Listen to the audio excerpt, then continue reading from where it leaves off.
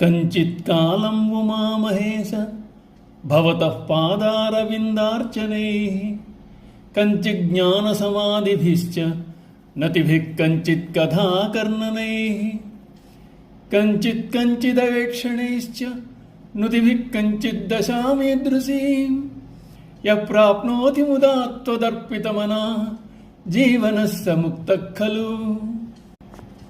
ఉమామహేశ్వర, కొంతసేపు నీ యొక్క పాదపద్మముల పూజతోడను, కొంతసేపు ధ్యాన నియమములతోనూ, కొంతసేపు నమస్కారములతోనూ, కొంతసేపు కథలు వినటలోను, కొంతసేపు దర్శించుకుంటూ, కొంతసేపు స్తోత్ర పఠనముతో సంతోషముతో నీ యందు సమర్పింపబడిన మనసు గలవాడై ఇటువంటి స్థితిని ఎవరు పొందుతున్నారో అతడు జీవన్ముక్తుడగుతున్నాడు.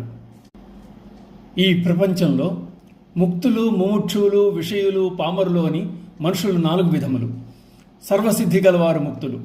వీరికి కావలసింది ఏదీ లేదు. వీరు చేయవలసిన ప్రత్యేకమైన ప్రయత్నమూ లేదు. విషయాసక్తులు, పామరుల గురించి చర్చించవలసిన పని లేదు. ఇక మిగిలిన వారు ముముక్షువులు. వీరు వేదాంత శాస్త్రమును అభ్యసించడానికి అర్హులు.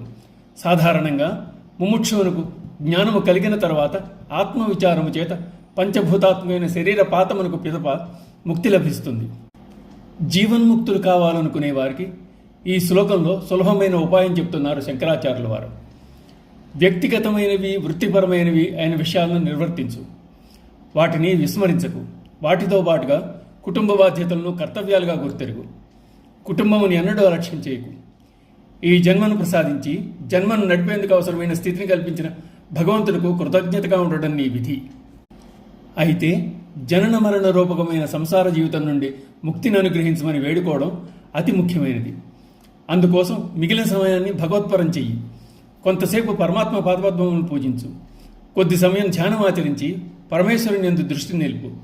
ఇంకొంత సమయం ఆ దివ్యమంగళ స్వరూప దర్శనం చెయ్యి. మరికొంతసేపు ఆయన్ను స్తుతించు. ప్రాపంచిక విషయాలను చర్చించడంలోనూ, ఇంద్రియ సుఖాలను అనుభవించేందుకు తావు ఇవ్వద్దు. వ్యర్థ ప్రసంగాలతో విలువైన కాలాన్ని వెళ్ళిపుచ్చకు. త్రికరణ శుద్ధిగా మనోవాక్యముల సహాయంతో జీవితమును ఆనందంగా గడిపేవారు కూడా జీవన్ముక్తులను గ్రహించు అని శంకరులు నిర్దేశిస్తున్నారు. ఈ విధమైన సమయాచరణ వల్ల లౌకిక విషయములతో సంబంధం క్రమేపీ విడిపోతుంది.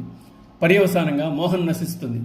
మోహం నశించడం వల్ల నిశ్చలమైన జ్ఞానం, దానివల్ల జీవించి ఉండగానే ముక్తి లభ్యమవుతాయి. అటువంటి వారే యోగులు. ఓం నమః శివాయ.